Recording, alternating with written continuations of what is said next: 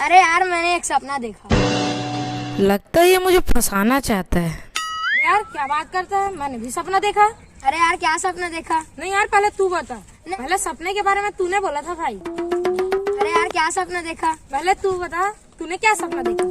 मैंने सपने में देखा अच्छा क्या देखा? हम दोनों गार्डन में टहल रहे थे। अच्छा उसके बाद क्या हुआ? उसके बाद हम दोनों एक एक गड्ढे में गिर गए। फिर? तू जिस गड्ढे में गिरा था उसमें कीचड़ भरा हुआ। मैं जिस गड्ढे में गिरा वो शहद का गड्ढा था। अरे फिर क्या हुआ? मेरा सपना टूट गया, फिर मैं जाग गया। अरे भाई इसके बाद का सपना तो मैंने देखा। क्या देखा? अरे भाई मैंने देखा कि हम दोनों जैसे तैसे करके बाहर निकल गए गड्ढे से। अच्छा उसके बाद क्या हुआ? मैं कीचड़ से सना हुआ था और तू शहद से सना हुआ था। उसके बाद क्या हुआ? मैं तुझे चाट रहा था और तू मुझे चाट रहा था।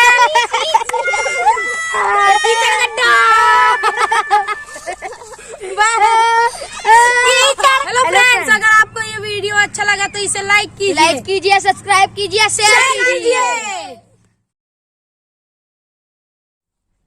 मैंने सपने में देखा। अच्छा हाँ, मैंने सपने में देखा। हाँ फिर से बोलना, ठीक है? 1 रुको 1 2 3 चलो।